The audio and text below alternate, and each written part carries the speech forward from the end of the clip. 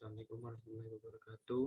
Perkenalkan, nama saya Muhammad Yusuf Bilauza dengan NIM F1F12029. Di sini saya akan menjelaskan metode fisikokimia mudah dalam mata kuliah kimia farmasi kuantitatif yang di yang di diampu oleh Pak, Pak, Pak Dr. Anus Syamsurizal. Baik, yang pertama, metode fisikokimia ada beberapa macam. Yang pertama adalah spektrofotometri, fluorofotometri, kolorimetri, dan pengukuran refraktometri serta pengukuran viskositas. Yang pertama dari kolorimetri terlebih dahulu. Prinsip kerja dari kolorimeter itu alat pengukur untuk kolorimetri adalah ketika cahaya melewati sebuah benda, maka sebagian dari cahaya diserap. Dan akibatnya terjadi penurunan dalam berapa banyak cahaya yang dipantulkan oleh mediumnya.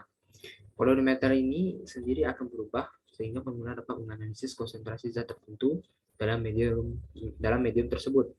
Perangkat ini bekerja atas dasar hukum Barlow-Lambert yang menyatakan bahwa penyerapan cahaya yang ditransmisikan melalui medium berbanding lurus dengan konsen.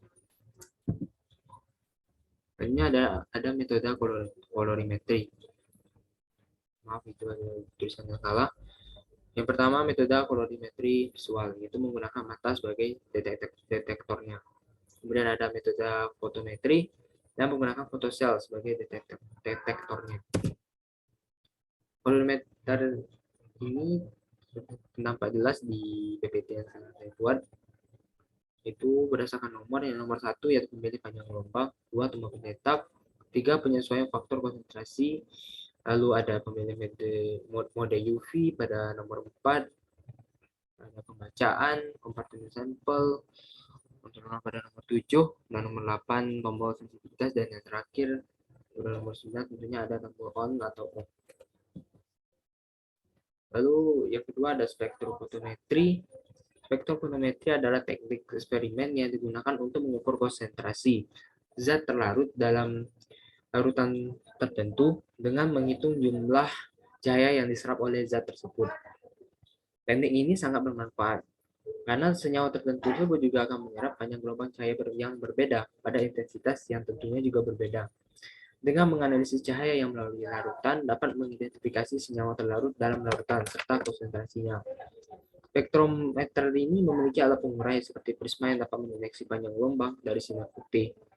Pada fotometer terdapat filter dari berbagai warna yang memiliki spesifikasi melewatkan trayek panjang gelombang.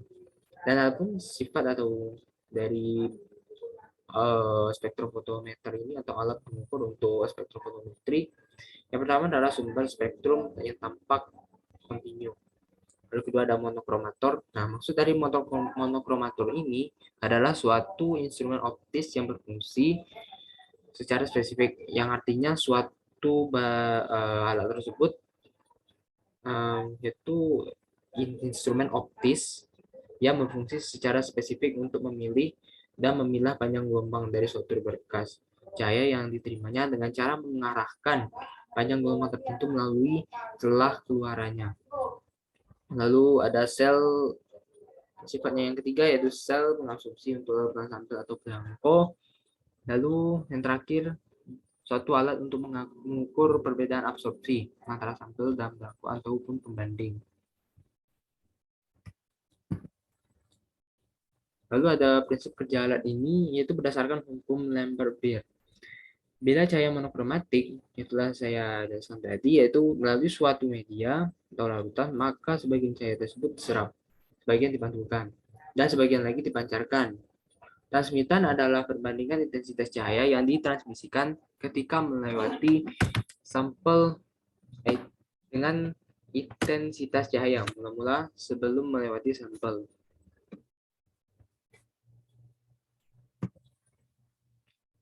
Lalu ada fluorofotometri, yaitu alat yang digunakan adalah fluorofotometer tentunya. Digunakan untuk mengetahui kadar sampel yang memiliki gugus pendek dan dapat berpendar. Dari alat tersebut maka dapat dihasilkan nilai transmitan atau nilai absorbansi dari sampel yang ingin dianalisis. Kelemahannya yaitu tidak dapat mengukur secara adisi. Bagian-bagian pada fluorometer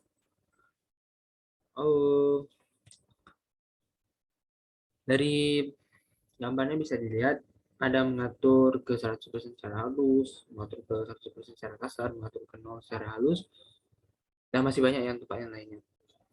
Nggak tahu bagian-bagian dari alat fluorometer tersebut yang telah saya paparkan atau yang telah saya tampilkan di PPT yang telah saya buat. Selanjutnya ada pengukuran refraktometri. Nah, dalam refraktometri, terlebih dahulu kita harus tahu bahwa metode pengujian sifat psikokimia suatu zat dengan mengukur indeks biasnya. Indeks bias ini biasanya diukur menggunakan alat yang disebut refraktometer. Sementara refraktometri paling sering digunakan untuk mengukur indeks bias larutan dan juga untuk menguji zat padat dan gas. Hanya refraktometri IB, Jerman Zeiss, mungkin ditemukannya teori tersebut. Prinsip ini dari pengukuran ini dapat dibedakan oleh cahaya, pengembalaan kejadian, total refleksi, dan juga adalah pembiasan atau refraksi total cahaya yang digunakan.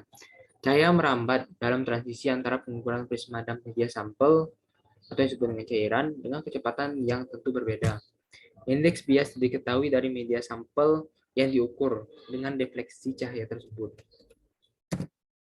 Nah, dapat dilihat alat dari refraktometer ini ada beberapa jenis, yaitu terdapat tiga gambar di sini, yaitu hand refraktometer yang pertama, EB, dan refraktometer MRC. Nah, dapat dijelaskan pula hand refraktometer ini punya satu lubang pengamatan lainnya yang mengukur kadar zat tertentu seperti pada gambar ini. Nah, dapat satu lubang.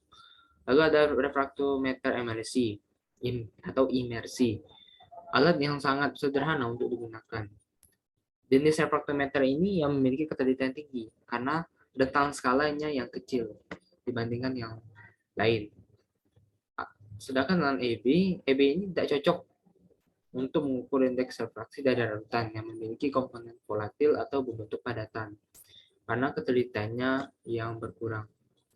Karena ketelitiannya akan berkurang maksudnya. Lalu terakhir ada pengukuran viskositas. Viskositas ini ialah suatu cara untuk dapat menyatakan beberapa daya tahan dari aliran yang diberikan terhadap suatu cairan. Kebanyakan dari viskometer digunakan untuk dapat mengukur kecepatan suatu cairan yang mengalir melalui pipa gelas atau gelas kapiler.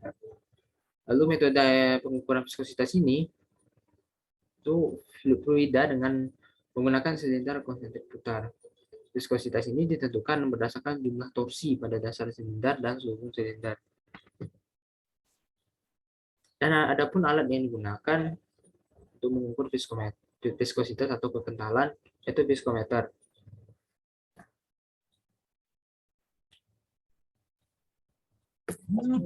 Dapat mengukur waktu yang kemudian dibutuhkan pada suatu cairan sehingga berpindah yakni dengan sejauh jarak tertentu itu dengan melalui tabung ataupun juga waktu yang dibutuhkan di sebuah objek. Nah, ini dengan suatu ukuran tertentu serta juga kepadatan jatuh dengan melalui cairan tersebut. Satuan SI di dalam pengukuran ini yakni Pascal detik. Pascal ini sebagai satuan tekanan. Nah, inilah contoh alat dari viskometer. Bisa dilihat dari gambar.